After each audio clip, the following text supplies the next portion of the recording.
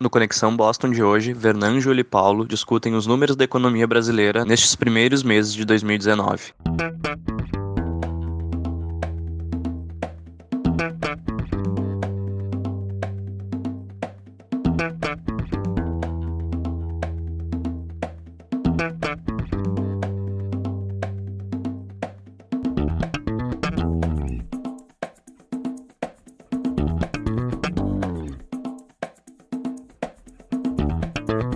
Este é o Tapa da Mão Invisível, podcast destinado àqueles que querem ouvir ideias que abalam sociedades e que não são ditas na mídia tradicional. Bem-vindo, Paulo Fux. Grande Júlio, tudo certo? Tudo certo, cara, tudo beleza? E como é que tá esse Estados Unidos? Bem-vindo, amigo Vernan Wolff. Tudo bem, Júlio? Tudo bem, Paulo? Mais uma vez, com muita alegria, estamos aí participando do Tapa da Mão Invisível para falar sobre economia aqui diretamente da região de Boston. Bastante coisa acontecendo nos Estados Unidos e no Brasil, a guerra comercial com a China e também agora, né, primeiro trimestre praticamente sendo concluído aí no Brasil no governo Bolsonaro. Mas, mais uma vez, muito feliz de estar com os colegas aqui, conversando aqui dos Estados Unidos. Muito obrigado, muito obrigado. Vamos aumentar o ritmo de crescimento do país, aumentar a produtividade, a acumulação de capital, gerar empregos. É um novo Brasil se nós conseguirmos fazer as reformas que precisamos. Hoje vamos ficar mais focado no Brasil, né? Mas não tem como não ter reflexos. Um pequeno passo aí nos Estados Unidos dá um tremor gigantesco aqui no Brasil. Então, coisas que acontecem aí refletem aqui, mas o nosso foco é saber o que está acontecendo aqui com esses primeiros meses de mandato do Bolsonaro e sobre essa bomba que existe no governo brasileiro que vai explodir em algum momento. Isso eu acho que é meio que contexto, né? A gente sabe que tem uma bomba que vai explodir. Se vai ser resolvido ou não é outros 500. Mas existe esse cenário aí. E daí essa bomba que tá para explodir basicamente é um governo que gasta mais do que arrecada. Não há possibilidade, aparentemente, de aumento de impostos, né? Para ele poder ser superavitário. Então ele vai ter que cortar a carne, né? Mas vamos explicar, Fux. Eu acho que tu tem uma maior possibilidade de explicar para nós aí. O que tu acha? Qual é a tua visão sobre como é que a gente chegou até aqui, como é que o Brasil tá com essa bomba, como é que tem essa bomba que parece que vai explodir a qualquer momento? Primeiramente, como foi naquele episódio que a gente fez a revisão da Laura Carvalho, foi a decisão do governo lulopetista aí de transformar o crescimento brasileiro, né, impulsionar o crescimento brasileiro através da expansão de crédito e de gastos fiscais, através basicamente de acreditar que o governo é o indutor do crescimento econômico e não um ente que atrapalha, e foi a partir disso que o governo brasileiro começou. Não só não fez, né, as reformas necessárias, o Lula fez uma mini reforma da Previdência em 2003, com alguns aspectos importantes, mas ele não resolveu o problema, né, e para quem não ouviu os nossos episódios de Previdência, recomendamos, mas lembrando só rapidamente que a Previdência é um esquema pirâmide, que depende de maior número de entrantes na base, ou seja, jovens contribuindo para bancar os velhos que estão saindo, né. Então, hoje, como os velhos vivem mais e os jovens têm cada vez menos jovens, né, a demografia está num crescimento cada vez menor, então com isso vai faltar gente para bancar a conta e é por isso que o sistema está implodindo. Mas o sistema está implodindo há tanto tempo que o próprio governo FHC tentou fazer uma reforma da Previdência, faltou um voto, e até hoje não foi feita. E a pergunta agora é: quem é que vai fazer isso, né? Porque o problema sempre de fazer a reforma da Previdência é, qualquer que seja o governo que fizer a reforma, vai ser o governo que depois vai, talvez dependendo da época que acontecer a reforma, vai arcar com os louros dessa reforma. Vai ser um governo gastando menos e podendo investir mais, logo facilitando sua reeleição. Então a gente está nesse brete político, né, para variar o Estado, interrompendo a vida das pessoas normais que querem só sobreviver, ganhar um dinheirinho, pagar as contas e cuidar dos seus filhos. Então, o resultado hoje que a gente tem é o governo está num déficit de aproximadamente 500 bilhões por ano, em um período de 12 meses aqui. Eu vou botar o artigo que cita esses dados no show notes, né? Então, a cada 12 meses ele está tendo um déficit de mais ou menos 500 bilhões de reais, né? Então, é muito dinheiro. É reais ainda, não é em dólares, né? Pode ficar bem pior e se não passar a reforma, vai ficar pior. Quero ajudar o Paulo aí nessa análise e de Peraí, fato... acho que eu preciso de ajuda, meu. Não, vai lá, Wolf. Corroborar. Como um grande economista, né, professor, inclusive, certamente tem que agregar, vai lá.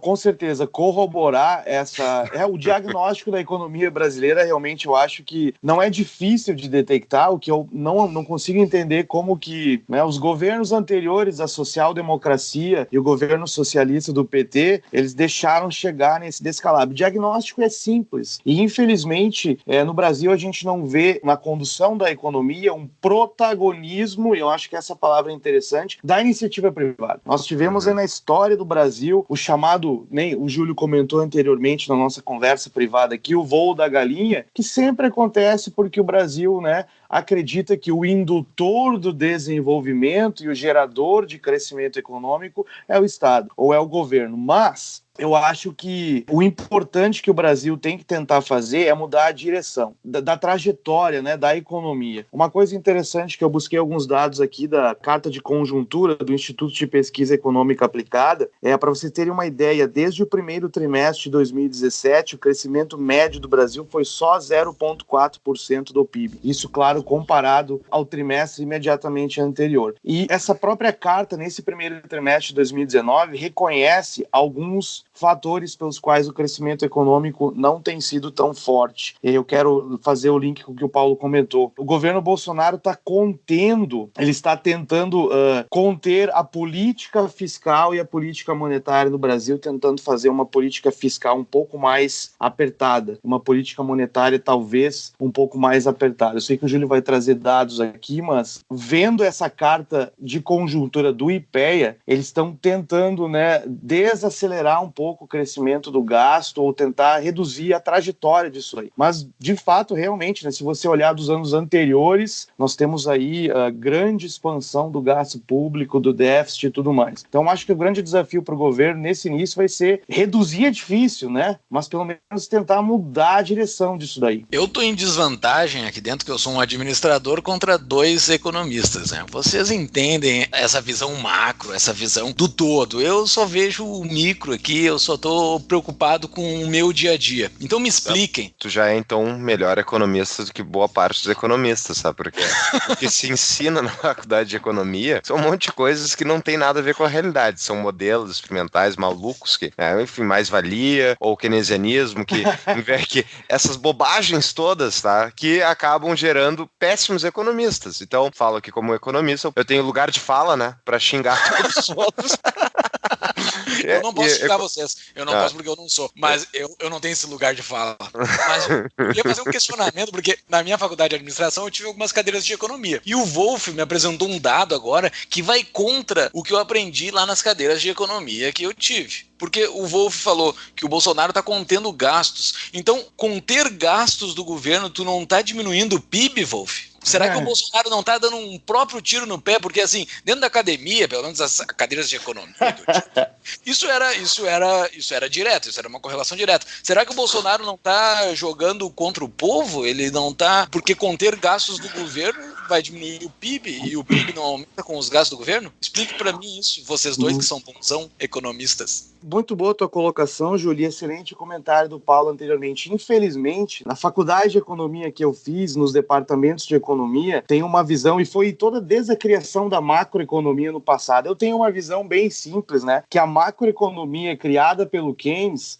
o John Maynard Keynes, lá, o economista inglês, a macroeconomia como disciplina foi criada para justificar gasto do governo e a intervenção do governo na economia. Depois, mais adiante, a macroeconomia teve uma mistura com a micro para tentar transformar ela um pouco mais moderna, mas a macroeconomia basicamente foi criada para isso. E eles têm a visão de que, né, gastando ou a parte do governo na equação do PIB, aquela equação que nós temos consumo, mais investimento, mais gastos do governo, mais exportações, menos importações, aquilo ali ajudaria, né, a expandir o PIB ou fazer o crescimento econômico aumentar no país. Infelizmente, essa é a visão que foi foi passada na macroeconomia na academia, mas nós sabemos que o governo, ainda bem que recentemente nós temos aí um grande incremento, uma grande participação da escola austríaca de economia, nessa nova visão de teoria econômica. O governo, ele não tem a capacidade de gerar riqueza. O governo apenas ele vai, através dos impostos, tirar de um setor, né, do setor produtivo da economia, dos indivíduos, das empresas, para tentar aí utilizar esse gasto para gerar crescimento econômico. Então, essa pelo menos, não sei se o Fux tem uma visão um pouco diferente da minha, mas não tem como gerar esse crescimento econômico através do gasto do governo. Deixa eu fazer uma pergunta, Vernan, assim, em nome de quem não conhece a teoria por trás. Por que o gasto do governo é necessariamente ineficiente? Por que ele não vai gerar crescimento econômico ao tirar? Eu entendo, tá? Vai tirar da iniciativa privada produtiva, que gera riqueza, e vai dar um político escolher esse gasto. Por que esse gasto vai ser necessariamente não racional ou não produtivo? Não, realmente eu concordo com a colocação do Paulo Fux. E o gasto do governo, porque é um gasto estritamente político, não tem nenhuma análise, ou não tem nenhuma análise de eficiência desse gasto. E eu acho que o que o Paulo comentou foi interessante. Como ele não nasce voluntariamente das trocas voluntárias entre os indivíduos, ele é um gasto que a gente não tem como detectar, por exemplo, se ele vai ali mais adiante trazer benefício para o geral da população ou não, entendeu? Tudo aquilo que nasce voluntariamente das trocas voluntárias, ele tem aquele aspecto de ser um win-win, como nós chamamos, né? Que ambas as partes eles saem vencendo. Como é algo coercitivo de cima para baixo, realmente aí tem alguma parte que pode sair perdendo. Buenas, interrompemos a nossa programação para tratar do nosso patrocinador rapidamente. Se lembra da CapTable? Dos mesmos empreendedores da CapTable, temos a CapRate. A CapRate permite então investimentos no mercado imobiliário através de renda fixa, investimentos a partir de R$1.000 que rendem muito mais do que CDI e poupança. Hoje em dia, inclusive, o investimento que eles abriram no site, que se chama caprate.com.br, Casa André Paulo Rate, R1R só, AT. E esse investimento é numa incorporadora de São Paulo, por exemplo, que permite, então, investimentos a partir de R$1.000 que vão render hoje 12% ao ano. Fica o convite aí, pessoal, conhecer o site do nosso patrocinador. Voltamos à programação. Mas tem um outro ponto que vocês não estão levantando aqui, que é o principal. Vocês estão preocupados com o PIB. Não se come PIB. Não se come PIB. Não, falando sério, isso é só uma piada. O PIB em si, o quanto gira a riqueza, de fato, ao meu ver, não é tão importante. O que importa, de fato, é quando se acumula de riqueza. E quando gera um gasto gerado pelo governo, não há riqueza acumulada, ele não gera riqueza. Esse é o grande ponto. Ele vai fazer o negócio girar, mas vai sair de uma mão e passar para outra e não vai gerar riqueza. O grande ponto é, o Estado ele não produz riqueza. Essa transação ela só vai fazer girar e não vai gerar um novo bolo de dinheiro ou uma nova fatia de riqueza nessa sociedade. Isso é o que me perturba. Esse é o meu ponto. Só vai trocar de mão. Tu vai tirar a água da piscina e botar do outro lado da piscina, mas tu não vai botar nova água dentro da piscina. Deixa eu dar um exemplo que vai casar isso que a gente estava falando com o assunto anterior que a gente comentou sobre o Estado como indutor do crescimento, uma das políticas públicas feitas pelo PT, que foi, por exemplo, a criação dos estaleiros de produção de navios no Brasil para a Petrobras, né? Então eu me lembro da época lá, e hoje tem as figuras, os valores atualizados, mas os petroleiros a serem feitos nos estaleiros brasileiros seriam mais caros que os petroleiros feitos no exterior. E a justificativa para o governo fazer isso era de que, bom, mas isso vai induzir riqueza, vai criar riqueza para aqueles fornecedores e para aquela comunidade toda e bababá. Enfim, inclusive foi semana passada eu estava numa ligação comercial lá e com um parceiro da minha empresa no interior, e ele me falou que a principal empresa da cidade tinha quebrado e depois ela era fornecedora para esse estaleiro artificialmente criado pelo governo, e quando o estaleiro acabou o dinheiro para ficar bancando essa brincadeira, acabou também essa empresa, que era uma empresa sólida e tal. E isso aconteceu de forma geral em todos os locais onde havia esse investimento pesado por parte do Estado, através da sua estatal Petrobras. Criou-se PIB, criou teoricamente produção, só que no longo prazo estourou aquilo, porque ele não era uma coisa que efetivamente fazia sentido em termos de lucro, porque se fosse o caso o mercado já estaria produzindo. Não, Ele foi uma coisa forçadamente feita, e quando acabou o dinheiro para bancar essa opção forçada, acabou a brincadeira. E daí todas aquelas pessoas que se movimentaram para fazer uma operação para ganhar dinheiro com aquilo, hoje estão a ver literalmente navios, né? Então essas pessoas perderam tudo em vários sentidos. né, perdendo oportunidades, capital, montando negócios que hoje não estão dando dinheiro. Então o que houve não foi um crescimento da produtividade ou da produção, já houve o contrário, uma redução, porque se tirou o dinheiro forçadamente da população através dos impostos e financiou um projeto que no final das contas gerou perda de dinheiro para muitas pessoas. Mas, de fato, será que gerou riqueza? Será que a gente está gerando riqueza? Estamos saindo da crise? Não estamos saindo da crise? Tem um número que eu gosto de ver, que é Bovespa, né? Ele é somente uma amostra da economia brasileira, uma amostra bastante pequena. Ele tem vários vícios de fluxo de capital, porque o Bovespa, como ele pega as ações de maior volume de transações, ele valoriza mais o fluxo do que a criação de riqueza como um todo, né? Mas ele é uma boa amostra da nossa riqueza, da riqueza que existe no Brasil. Se escuta muito falar que a Bovespa está no seu topo, né? Está chegando no topo dela, então estamos num momento muito melhor de tudo que já aconteceu no Brasil. Porém, eu dou um passo para trás e vejo que a Bovespa, olhando pela moeda real, ela está assim no seu topo, só que a moeda real ela é uma porcaria, né? Então ela tem vários problemas. E todas as moedas têm os seus problemas, mas a menos pior é o dólar. Se for ver a Bovespa dolarizada, ela está muito longe do seu pico. Embora o seu pico de 2008, e esse gráfico nós vamos colocar no nosso show notes também, hoje nós vamos citar vários, só um parênteses, nós vamos citar vários gráficos, então hoje vai ser um episódio para quem gosta de gráficos e números.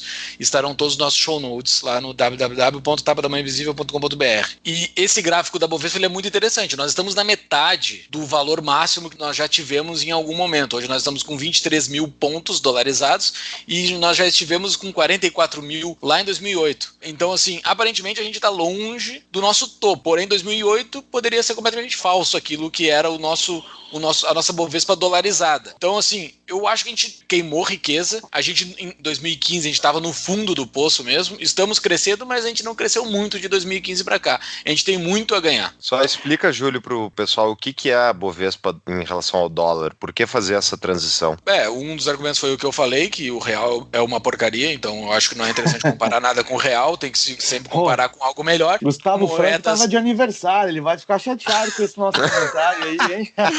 Cara, eu vou utilizar um termo que eu já utilizei em outros episódios. O 2, ele é o dobro do 1, mas ele é muito longe do 10. Então, assim, o real, ele é muito melhor que o Cruzeiro, Cruzado e todas essas bostas que já teve. Mas ele ainda tá muito longe do dólar. Muito longe de uma moeda forte, entendeu? Então, não dá para considerar o dólar, o real, para se especificar alguma coisa. O nosso dia a dia aqui sim. Mas a Bovespa, como ela tá conectada com o mundo, eu acho que é interessante sempre olhar ela em dólar. A gente tá longe do topo dela. O topo dela foi no momento de ahahá, como você fala no Rio Grande do Sul.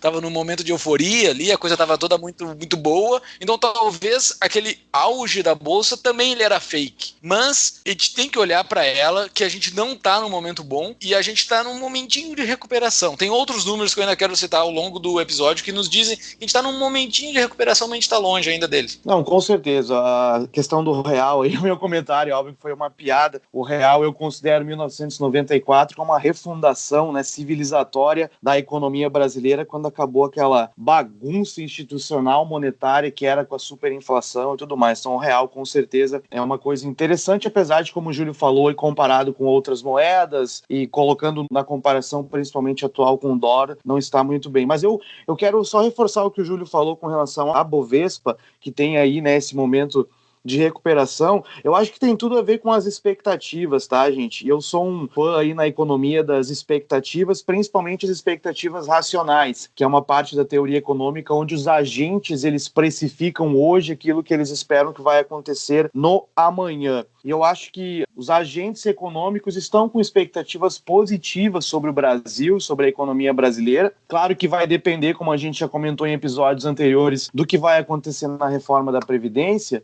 mas, por exemplo, eu peguei um dado aqui do IBGE, que também eu quero deixar nos show notes depois pro pessoal. Apesar do PIB do Brasil por trimestre estar pouco, ele vem crescendo. Nós temos aí 6 ou 7 trimestres de crescimento do PIB consecutivos. Nós temos 0,3, 0,4, 0,5, mas, né, ainda é uma coisa que podemos aí comemorar porque o que nós vimos anteriormente foi quedas muito bruscas do PIB e queimação de riqueza mesmo, como nós comentamos. E eu acho que essa expectativa vem aí do quadro de mudanças estruturais que o Brasil pode estar passando, como uma melhor austeridade fiscal, que o Brasil tem que fazer isso, e parte desse crescimento fraco no primeiro trimestre, porque o governo está tentando conter isso daí, ou ser mais austero fiscalmente. A própria ideia das privatizações que o Paulo Guedes vai tentar implementar, tanto com concessões, privatizações ou parceria público-privadas, e uma expectativa de abertura comercial possível. A própria nova realinhamento do Brasil com os Estados Unidos, até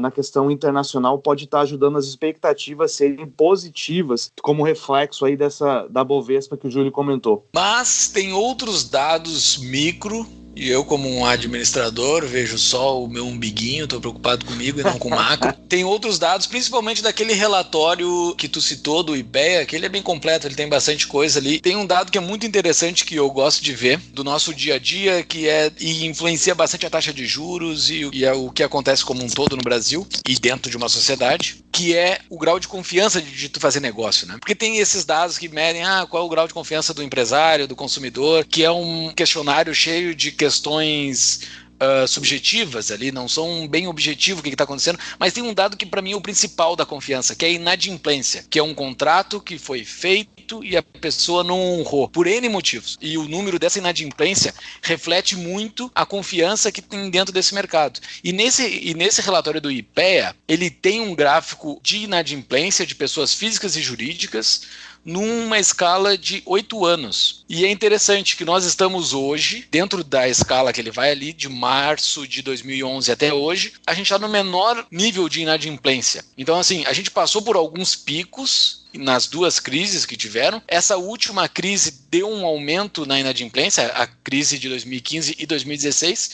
Então, assim, aparentemente essa inadimplência está se corrigindo. Então, os ativos, principalmente os ativos de crédito, eles estão se limpando. Estão saindo essas pessoas devedoras, estão saindo da frente. Está sendo, passado uma régua. A gente tem uma possibilidade de a taxa de juro cair real, porque uma das coisas que segura a taxa de juro real da diferença entre Selic e a que é praticado no nosso mercado, dentre tantas coisas que compõem isso, tem a inadimplência. O operador do crédito, ele bota o prejuízo dele da inadimplência dentro do produto dele, que é taxa de juros. Então, assim, tá caindo a inadimplência, aparentemente vai aumentar a confiança dentro dos nossos mercados. Dentro do mercado, esse PIB, essa receita toda que existe dentro de uma sociedade, que a gente vai transacionando entre todas as companhias que existem, nós vamos trocando dinheiro, mas uma parte muito pequena dela é à vista, né? Existe muita coisa que é feita via crédito. Uhum. Então, para o crédito poder se expandir, para ter mais volume de crédito, também é necessário uma inadimplência baixa. E assim, esse é um número que me deixa muito otimista. Espero que a apuração do IPEA esteja correta. Eu não sei quem é que audita isso,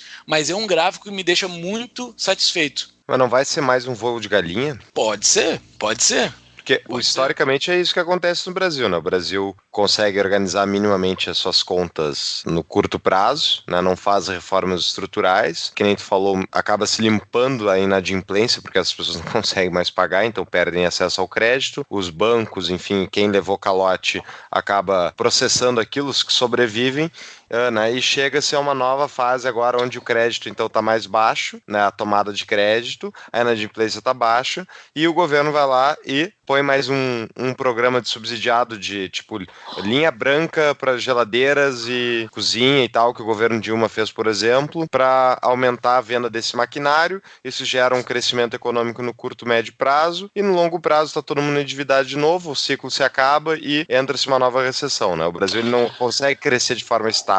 Eu acho que o grande desafio aí, pegando esse link aí que o Fux falou sobre voo da galinha ou não, eu acho que o grande desafio para a equipe econômica do governo Bolsonaro, que é uma equipe boa, sensacional, nomes muito bons, é justamente como eles vão fazer para colocar o Brasil na rota do crescimento novamente, e a rota do crescimento vindo pelo lado que de fato gera riqueza, que é o lado da oferta. O que eles vão fazer para aumentar o investimento produtivo no Brasil, para a economia real de fato começar a crescer? Eu busquei alguns dados aqui também sobre, nesse relatório de conjuntura do IPEA, para a gente ter uma ideia, a formação bruta de capital fixo no Brasil, né, que é um indicador do investimento no ano de 2017 chegou a cair 2,5% no acumulado. Até agora, de lá para cá, de 2007 para 2018, teve um crescimento de 4,1% na formação bruta de capital fixo.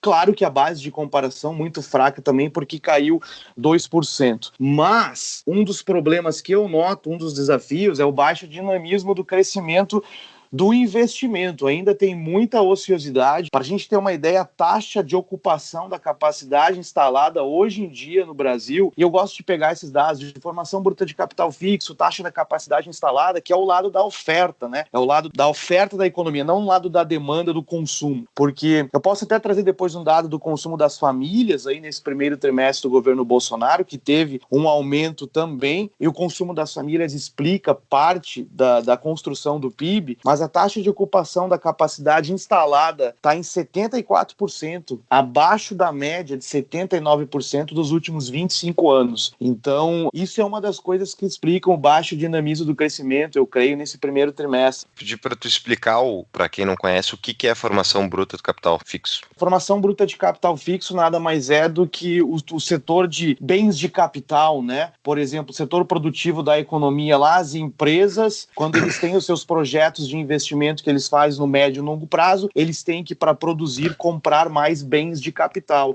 os chamados bens de capital, que é maquinário e etc. Aí você tem no início do ano um determinado nível de bens de capital que as empresas compraram e investiram, e aí você olha no final do primeiro trimestre, no final daquele período, se o nível dos bens de capital aumentou ou não aumentou. Quando a gente vê esses bens de capitais sendo adquiridos pelas empresas, a gente sabe que as empresas têm projeção de, no médio e no longo prazo, produzir mais, e aí aumentando a oferta na economia. Uma explicação, claro, simples aí para o pessoal entender, mas é um bom indicador dos projetos de investimento das empresas, que apesar de ter um crescimento em 2018 de 4,1%, ainda a capacidade instalada na fábrica ou na parte da oferta, né, do setor produtivo ainda está bem baixo, gente. Perfeito, para o pessoal que não é da área da economia entender, né? Então vamos lá, o empresário está com... Qual é o ponto que ele vai fazer o investimento em maquinário novo, né? E nesse capital? Primeiro, ele tem que ter o capital em mãos, ou ele tem que ter crédito na praça. Então, se o crédito está caindo e a inadimplência está alta, já é mais difícil ele pegar esse investimento, ou ele realmente economizou ao longo, né? A poupança vem antes do investimento, né? Seja a poupança de outra pessoa ou dele mesmo, e ele poupou esse dinheiro e guardou para comprar a máquina. Mas quando é que ele vai fazer esse investimento de uma nova máquina para sua fábrica, uma expansão ou troca de uma máquina mais velha, mais ineficiente por uma nova? Quando ele tiver com uma taxa de ociosidade da máquina atual, ou enfim, da operação atual muito baixa. Ele não vai comprar quando, digamos, no auge da crise lá, 50% de ociosidade na fábrica, ele não vai comprar uma máquina nova e expandir a capacidade de produção dele, porque ele sabe que aquela máquina vai ficar ociosa há muito tempo, né? E dinheiro tem um custo ao longo do tempo, os juros que foram perdidos de investimentos, né, rentáveis, então deixa para depois. Esse dado aí que o Vernan trouxe é muito interessante. Tem uma questão aí que tem que ser considerada, né, Vernan, que mesmo tendo essa taxa positiva, existe simplesmente um investimento de informação bruta de capital fixo, né, nesse maquinário, nesse capital que vai se permitir um investimento mais, uma produção maior no longo prazo, que é simplesmente a manutenção do parque industrial e de coisas do tipo que já existem, né? Tu tem que repor a maquinário, exatamente, tem que repor coisas. Então, muitas vezes tu pode até ter uma taxa positiva, mas não tá nada mais do que atualizando as fábricas, não tá gerando uma nova capacidade produtiva. Vamos aumentar o ritmo de crescimento do país, aumentar a produtividade, a acumulação de capital, gerar empregos. É um novo Brasil se nós conseguirmos fazer as reformas que precisamos. Eu quero buscar alguns dados aqui para a gente comentar e quero fazer uma pergunta para vocês aí, que vocês estão no Brasil, que é perguntar, por exemplo, o que está faltando para o Brasil voltar a crescer? Claro que a gente também tem, né? Eu tenho do meu lado aqui uma opinião, uma resposta. Produto interno bruto no Brasil nos últimos 2 anos, em 2018, aliás, cresceu 1,1% em comparação ao ano anterior. Nós temos inflação controlada de 3% ou 3,5%. Nós temos uma taxa Selic, acho que hoje está em 6,5%, relativamente baixa. Claro, né? Relativamente baixa comparando ao que foi anteriormente. E nós temos aí, por exemplo, um batalhão de gente desempregada, né? Que eles ainda estão querendo ou buscando emprego, buscando trabalhar. O que está faltando para o empresariado brasileiro voltar a investir? Só uma dúvida, eu vou te responder essa tua pergunta, só uma dúvida. O dado que tu trouxe de formação de capital bruta, qual é o último ponto dele? É em 2019 ou é em 2018? 2018, no ano de 2018. Ele cresceu frente. Comparado 2017. Tá, olha só, eu vou cruzar esse teu dado com um outro gráfico lá daquele relatório do IPEA. Beleza. Que é crédito direcionado para pessoa jurídica. O crédito direcionado, ele é boa parte vindo do BNDES, ele tá caindo. O que está acontecendo, tá? Não estão tendo novos créditos cedidos pelo BNDES para pessoa jurídica, e as pessoas jurídicas, as empresas, elas estão fazendo seus investimentos ou com caixa próprio, ou seja, capital dos acionistas, ou dívida de capital privado, de bancos privados. Então, o que está acontecendo, na minha opinião, tá? Vendo essa carteira que está sendo limpa pelo lado da inadimplência e vendo essa dívida de crédito direcionado de pessoa jurídica caindo, ou seja, está sendo paga essa dívida para o BNDES, então a dívida do passivo dos balanços das empresas estão caindo, a economia brasileira está se desintoxicando. Ela foi muito tempo viciada em crédito público e aos poucos, de 2015 para cá, está caindo esse vício desgraçado que era a BNDES dependência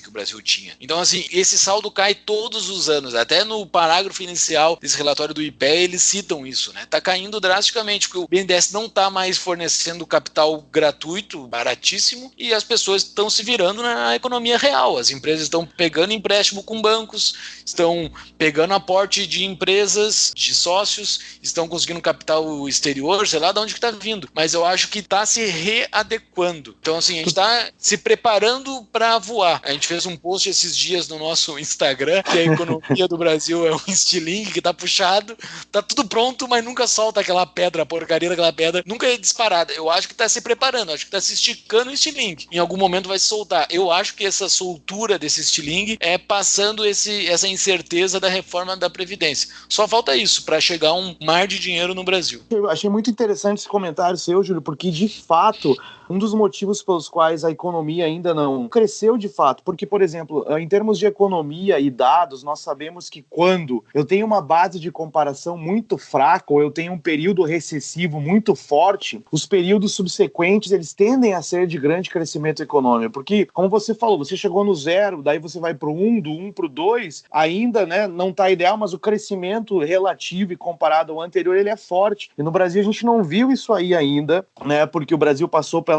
maior recessão da sua história praticamente, e o dinamismo da economia ainda não está no seu, né, potencial que deveria estar num período pós-crise. E um dos motivos pelos quais isso ainda não aconteceu é justamente que a política de crédito dos bancos públicos, ela está um pouco mais apertada, e até a política expansionista dos gastos, eles não estão gastando tanto como eles deveriam, que isso foi o que causou a grande quebradeira do Brasil, né, gente? O gasto excessivo por parte do governo e a política de crédito dos bancos públicos aí desenfreada. Então, muito bem colocado aí, Júlio, essa questão explica também boa parte disso aí.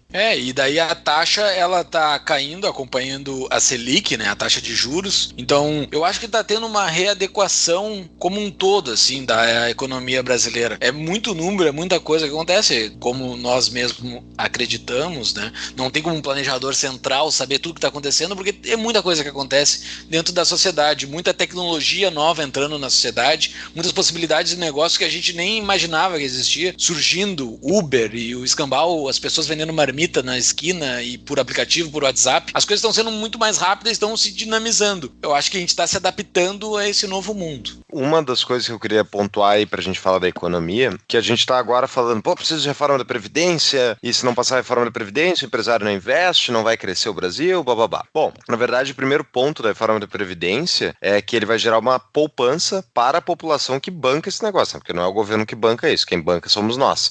Então, ao economizar dinheiro todo mês, o que a proposta traz, né, para as pessoas no longo prazo, talvez com exceção dos funcionários públicos e companhia que hoje ganham mais do que os outros, né? Ponto sobre a reforma da Previdência é que ele vai economizar recursos para a população, e isso vai permitir que a população gaste de seu dinheiro de forma livre, voluntária, naquilo que são projetos pessoalmente mais úteis para ela, seja poupança, seja investimento, seja consumo, enfim, isso gera um crescimento real produtivo para a economia. Agora, o que eu ia falar é que a gente tem falado de reforma da Previdência, só que já ouvi por aí, mas antes tinha que tirar a Dilma, depois tinha que fazer a reforma trabalhista, agora essa reforma da Previdência. Tá de brincadeira, né? Não termina nunca. nunca. Sim, primeiro ponto, os brasileiros, coitado, eu culpei o Brasil pelo PT, não, pessoal, o culpado é o PT. O PT não fez nenhuma reforma significativa que fosse um efeito de longuíssimo prazo, né? A única que eles fizeram foi a porcaria da reforma da Previdência fraca que eles fizeram, que não foi uma reforma útil no sentido de transformar o modelo previdenciário brasileiro para, no mínimo, um regime de capitalização. Eu acho que não tinha que ter nem isso, mas enfim. O ponto principal é que eles não fizeram nada que fosse significativo por longo prazo. Foi importante tirar a Dilma, porque com a retirada da Dilma, o Brasil parou de despencar, né? Despencar penhasco abaixo. Você vai olhar os dados, o Brasil começou a melhorar todos os dados, o Brasil está numa crise histórica e começou a melhorar significativamente após a Dilma. Eu tô com 2 gráficos que eu vou colocar no show notes. Taxas de crescimento médias reais por década do Brasil, tá? O Brasil cresceu em média 4,2% ao ano na década, por exemplo, de 1901 a 1910. Assim foi até 1940. A partir de 1940 até 1950, o Brasil cresceu por ano mais ou menos 6%. Década de 50, 7,4%. De 60 para 70, 6,2%. Isso ao ano por década, né? 70, 80, milagre brasileiro, né? Entre aspas, 8,6% de crescimento anualizado. E assim vai caindo depois, né? Pra gente pagar a conta daquele milagre que também foi financiado com Estado indutor do crescimento, entre aspas, a gente chegou a crescimento médio de 1,6% ao ano durante a década de 80, a famosa década perdida brasileira, enquanto o mundo estava crescendo, o Brasil estava afundando. 1990 até anos 2000, 2,6% ao ano. 2000 a 2010, 3,7%. 2011 a 2018, pegando a mediana dos crescimentos, deu 0,6%. Se a gente pegar de 2011 a 2020, projetado 0,9%. É o pior desempenho de crescimento econômico da história dos últimos 100 anos do Brasil. Isso pior foi que a década perdida. Pior que a década perdida. Então, se os economistas difícil. escreverem os livros didáticos alguns anos, eles têm que botar a pior década perdida, na verdade, não foi dos anos 80, foi agora. Então, só é para as pessoas entenderem o buraco que a gente estava. Mas voltando ao meu ponto que eu falei tudo isso para falar em toda a reforma trabalhista. Basicamente, o Brasil, no mês que passou a reforma trabalhista, o Brasil estava com 88,6 milhões de pessoas ocupadas. O pior número dos últimos anos, tá? Eu tô lendo aqui do Twitter do Pedro Fernando Neri, que é um especialista em previdência e contas públicas. Eu vou botar no show notes, ele põe o gráfico aqui de pessoas ocupadas. E hoje a gente tá em 91,9 milhões, né? E, inclusive, sofrendo os efeitos da sazonalidade típica de final de ano, no qual se aumenta o número de empregos por causa das vendas no comércio. E depois, o final do período do comércio, do Natal, Ano Novo, as pessoas, os temporários acabam saindo, né, e cai de novo. Isso acontece todo ano. Mas, enfim, agora esperamos que volte a crescer novamente a taxa de emprego, então, no geral. Mas a proposta da reforma trabalhista era que ia ser criado 6 milhões de empregos em 10 anos. E desde janeiro de 2017, a gente está com 3 milhões e 300 mil empregos criados. Bom. Então, não é necessariamente, obviamente, da reforma. A reforma, obviamente, tem um efeito, mas o principal é simplesmente ter tirado o PT do poder. Isso já sinalizou para os empresários que existe possibilidade de investir no Brasil, que não vai necessariamente afundar no longo prazo, mas ainda assim não é o necessário. A gente sabe que precisa passar reformas mais estruturais. Vamos aumentar o ritmo de crescimento do país, aumentar a produtividade, a acumulação de capital, gerar empregos. É um novo Brasil se nós conseguirmos fazer as reformas que precisamos. Eu também quero fazer um comentário aqui, pegando isso que o Paulo comentou. Nós temos aí 12%, né, ou 11% de taxa de desemprego altíssima e uma baixa ocupação da capacidade instalada. Então, existe espaço para o investimento, né, para o fôlego do investimento aumentar por parte do setor produtivo, sem que as empresas tenham que gastar adicionalmente ou mais, né, nos seus investimentos, porque tem muita gente disposta a trabalhar e tem aí uma baixa capacidade instalada. E pegando alguns números aqui, eu sei que tem que passar reforma e tudo mais. Eu peguei 2 cenários aqui que vai estar nos nossos show notes, no relatório do McKinsey. A consultoria internacional McKinsey fez um relatório sobre a economia brasileira, onde eles trabalharam com 2 cenários. Um cenário com reforma e outro cenário sem reforma. O cenário sem reforma aqui, a estimativa deles, né? Sei que aí envolve muita econometria, muito cálculo, né? Mas a estimativa deles é que de 2020 a 2031, o Brasil vai crescer em média 0,5% do PIB apenas por ano. E vai ter um decréscimo na renda per capita brasileira de cerca de 1%, ou seja... Isso se não passar a reforma. Se não passar a reforma, exatamente. Ou seja, o Brasil está na próxima década fadada a não crescer praticamente nada, estagnação econômica, o que é algo muito preocupante. Agora, se a reforma da Previdência conseguir passar o que todos nós esperamos, a projeção do McKinsey é que o PIB do Brasil cresça cada ano cerca de 2%, 2,5% ou 3% nos próximos 10 anos. Então, é algo aí, pessimista, né? É conservadores aí, eu acho que cresce mais. Mas, tu cruzando esses teus dois dados que tu falou, da capacidade instalada, que tá baixa, e o aumento da formação bruta de capital subindo, isso mostra que os empresários estão investindo, eles estão só esperando um momento para produzir. Porque, assim, a capacidade instalada, ele é um racional, né? Entre utilização e a capacidade instalada. Se tu aumenta a capacidade instalada e tu mantém a mesma produção, a capacidade instalada cai. Então, aparentemente, os caras estão investindo só esperando o momento, cara. Espero que eles estejam fazendo investimento na coisa certa, não de produtos ultrapassados, né? Que é o problema dos ciclos econômicos. Mas, aparentemente, o estilingue está sendo puxado.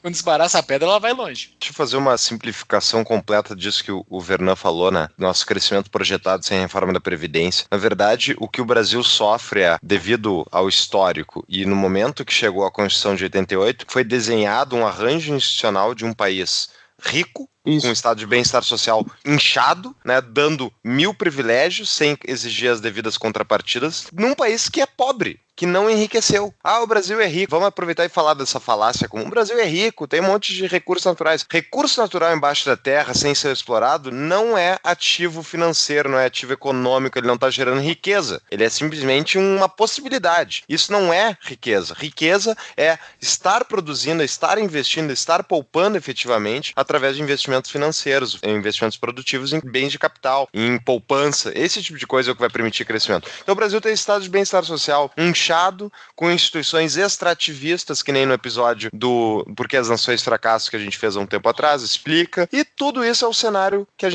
que chegou agora. Mas eu acho que a gente está se preparando para esse momento. Assim. Eu acho que está ocorrendo vários movimentos onde a gente está se preparando para um novo Brasil, para um novo momento que está vindo ali na frente. Como, por exemplo, a própria reforma da Previdência tem um número que eu acho que não é citado e não é colocado no cálculo porque nem tem como calcular. Mas se a reforma da Previdência passar e o regime de capitalização começar a crescer com o passar do tempo, vai ter dinheiro disponível para investir em empresas que até então não tinha. Porque o dinheiro da Previdência está indo para um ralo que é Brasília. Tá? Vai começar a surgir esse bolo da capitalização que não existia e vai ser aplicado em empresa para formação bruta de capital para gerar mais riqueza ainda no futuro. Sim. Que eu não sei se a McKinsey ou essas outras empresas estão calculando nesse ganho de formação bruta de capital. E outra coisa, né? Como a taxa de juros está muito baixa, o Brasil está começando a virar um país normal. As pessoas não estão ganhando dinheiro, botando dinheiro na renda fixa, os rentistas. Aparentemente, as pessoas estão começando a migrar para outras formas de ganho de capital, que é a renda variável. Como a gente bateu o recorde agora, a primeira vez a Bovespa teve mais de 1 milhão de pessoas físicas como investidores registrados na Bovespa. Então, aparentemente, está mudando isso, está saindo dos rentistas e disso tudo, e as pessoas estão botando dinheiro na economia real, que é outra coisa que pode gerar mais dinheiro ainda. Eu estou bem otimista hoje, me desculpem.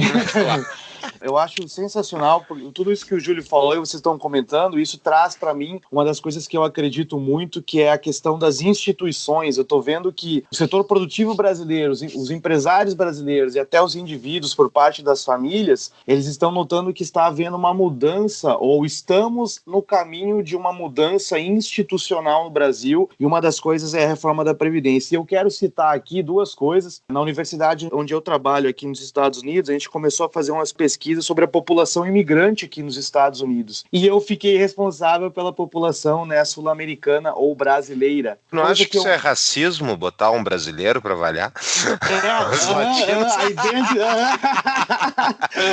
Não vamos deixar ele avaliar a população. Vamos dar um satinho pra Deixa ele. Uma das coisas que eu comentei para eles é assim, vocês não estão preocupados com o viés, né, estatístico de eu fazer, né, a própria região da onde eu sou nativo. Mas uma coisa eu notei, tem muita gente que eles colocam assim, o problema do Brasil é o brasileiro, porque o brasileiro tem essas características, mas uma coisa a gente nota com a população imigrante aqui nos Estados Unidos é o seguinte, os mesmos indivíduos, quando eles são colocados num ambiente onde as instituições e o ambiente institucional gera para ele incentivo, para ele produzir, para ele empreender, a pessoa acaba sendo dessa maneira, ela acaba empreendendo, ela acaba tomando decisões aí que acabam indo de acordo com aumento de produtividade, aumento de crescimento econômico. Então, é uma mudança institucional que eu acho que o Brasil está vivendo e é para melhor. E eu também quero citar, vai estar nos nossos show notes, um dos artigos que eu quero recomendar aqui nesse nosso episódio, um artigo sensacional do grande Hélio Beltrão. Quero parabenizar também aí o podcast por ter convidado o Hélio Beltrão para participar, foi sensacional. Ele escreveu um artigo aqui no Business Brasil, a crucial retomada da desburocratização, onde ele fala sobre, eu não esperava que o Brasil ia ter uma medida provisória da liberdade econômica. Eu fiquei assim, surpreso positivamente, né? Vai ter episódio sobre isso. Exatamente, eu acho que é sensacional. Então, parece que os agentes econômicos estão, como o Júlio falou, né, esticando o estilingue, esperando ali essas pequenas mudanças institucionais e estruturais. E aí também já respondendo a pergunta que eu fiz para vocês e eu dando a minha resposta, o empresário brasileiro ainda não liberou todos os recursos para aumentar os investimentos, fazer o país crescer, justamente que eles estão esperando o timing exato para começar a fazer isso. Eu acho, assim, que tem várias coisas acontecendo e a nossa economia vai começar a subir, assim, com o passar do tempo. Eu não sei se essa reforma passa ou não passa, mas tem várias outras coisas sendo feitas em vários segmentos da nossa sociedade. Um bom exemplo disso é que no nosso grupo do Telegram, nós temos vários empresários de vários cantos do Brasil. E a gente estava conversando sobre isso dentro do nosso grupo. Vários citaram movimentos que estão melhorando o seu segmento de atuação. Então, assim, eu vejo que tem possibilidade de melhora para o Brasil, tem muita coisa boa acontecendo. E se tu quer entrar no nosso grupo do Telegram, é só ser o nosso apoiador. Lá no Apoia-se, apoia.se/Tapa da Mão Invisível, no mínimo R$10, para você ser convidado para entrar no nosso grupo do Telegram, o grupo mais livre do Brasil. Fux! Júlio, eu acho que a gente falou tudo que tinha para falar sobre a economia brasileira no momento e a minha esperança é que o Brasil passe essa reforma e comece a crescer novamente, né? Tem certamente muito empresário esperando, segurando investimentos, segurando, né, botar a grana na mesa, saber se vai ou não ter essa reforma. E por que isso? Porque sem a reforma, uma coisa é certa, aumento dos gastos do Estado. Mesmo com a PEC do teto, né, que foi passada no governo Michel Temer, o que acontece é que se o governo não conseguir pagar as contas da reforma da Previdência, ele vai ter que tirar de outros recursos para bancar essa Previdência crescendo. E, com isso, eles vão acabar consumindo recursos obrigatórios, vai entrar em choque, né? Recurso obrigatório, educação, saúde, que tem previsão constitucional, e o governo vai ter que cortar de outras partes. Vai chegar num ponto que vai ficar inviável de cortar, eu não duvido nem um pouco que eles retirem a PEC do teto e imprimam moeda, ou enfim, façam endividamento futuro. E é isso que o empresário olha também, quando ele está olhando o ambiente institucional ao investir, ainda mais um grande investimento, ele tem que ver, bom, esse Brasil está crescendo, o mercado está crescendo, vai ter mais oportunidades, e para isso eu também tenho que enxergar não só a parte do meu mercado, mas tenho que enxergar se o governo não vai daqui a pouco aumentar impostos sobre o meu próprio setor, enfim, sobre o mercado, e vai diminuir a minha lucratividade. Então isso tudo é levado em consideração e é por isso que é importante a reforma da Previdência. Então tá, pessoal, acho que a gente conseguiu abordar o nosso tema proposto, a gente conseguiu falar de vários indicadores que estão surgindo e que está colocando o Brasil nesse novo rumo, assim, aparentemente a coisa vai andar. Se essa reforma passar ou não, a gente vai ter que ver, porque isso não faz parte da nossa tomada de decisão, mas a tomada de decisão do empresário e do indivíduo, que pra mim é o que importa, assim, a tomada de decisão do indivíduo,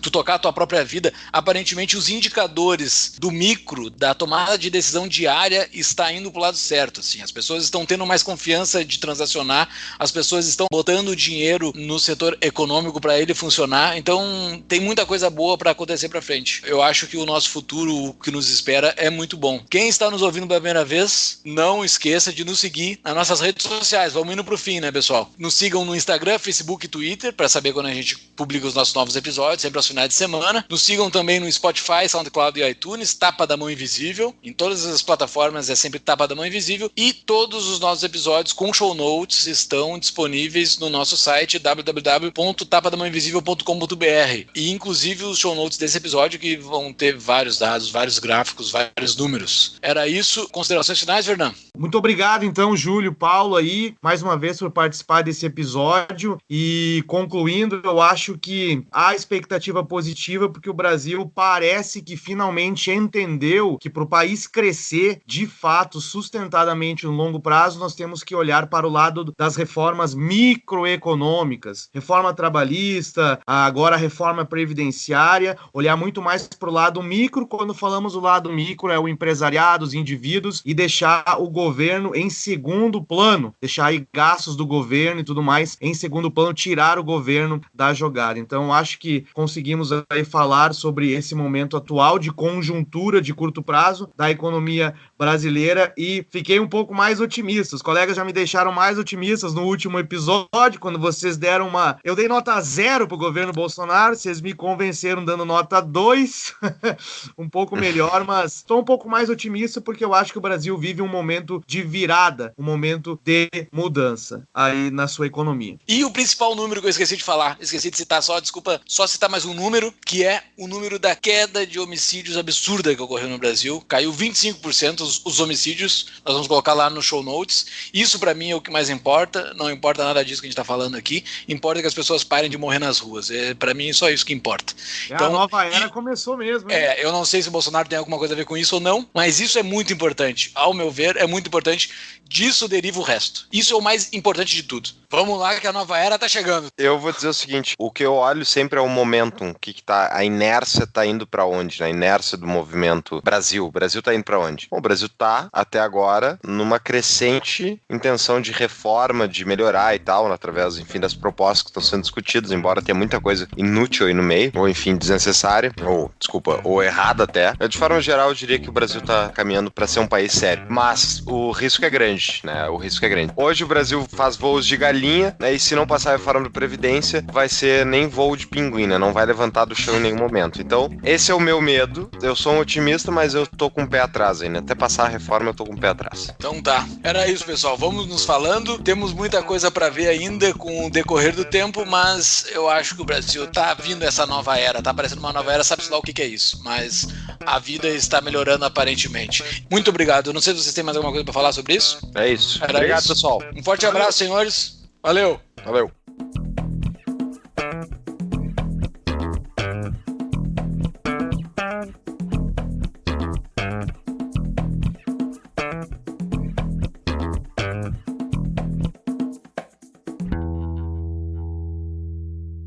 O governo, infelizmente, ele não tem essa capacidade de gerar novas riquezas dentro da economia. Vocês vão ter que editar depois aí, hein? Para dar uma explicação melhor. Bosta de explicação. Porcaria. Ele repetiu a frase anterior. Ele repetiu. A econometria, Ô, Thiago, vai ter que tirar. Acabou. A econometria acabou com a minha visão. Muita matemática. Quer que eu pergunte pro Júlio? Não. Vamos ter que dar uma editada. Tá, vai lá. Tu não quer responder de novo? Tu quer ajuda? Não, vai ali, dá uma mão aí, pô. Olha... Deixa eu só ajeitar, pode falar aí. Tá, tu quer que eu te faça a pergunta, Fux? Eu não tenho uma boa resposta. A academia nos enganou. Não. Vamos lá. O Brasil foi de 1901 até 1940, crescimento médio de 4 e poucos por cento ao ano, por década, 40% ao ano numa década, tá? Peraí, deixa eu ver se eu fiz certo. As médias reais de crescimento do PIB por década, tá? Taxa média real de crescimento por... Então, se é isso, é 4,2% por década. Que faculdade que tu fez, Fux? Caramba, bicho. Tá confuso, olhem pra mim aqui, ó. Aqui, ó. Taxa. Júlio. Só confirmar. Os economistas hoje estão. Hoje... Eu acho que Nossa, isso aqui... tá bom. Não tem problema, não. Não, vamos lá. Isso aqui é o crescimento real brasileiro por década, é 4,2% nesses aqui. É isso? É que eu achei tão... Depende. Bom, vai ter edição, Não. né? Vamos... Aí, ó. 4,2% por década. É isso. Não, é por ano no década, é isso? Eu acho que é isso. É por década. Sim, é a taxa anual. Por década. Por década. Por década, 4,2%. Não, por ano. É o anualizado. Ah, tá. Não dá pra... Não, esses valores aqui, ele é por década ou por ano? Não, é por década anualizado. Taxas médias reais de crescimento do PIB por década. Taxas médias. Isso. Taxas médias. É Tá por certo. ano em cada década. Tá foda hoje. Vamos lá. Nossa. Então, o Brasil cresceu em média por ano, por década, pegando então assim, crescimento do ano, né, pegando por década, a gente vai ter 4,2 até 4,5 mais ou menos. O que é? Qual é a dúvida, pô? Bota no mudo, porra! Esse é o problema. Vai rir no mudo, cara. Vamos lá. É difícil.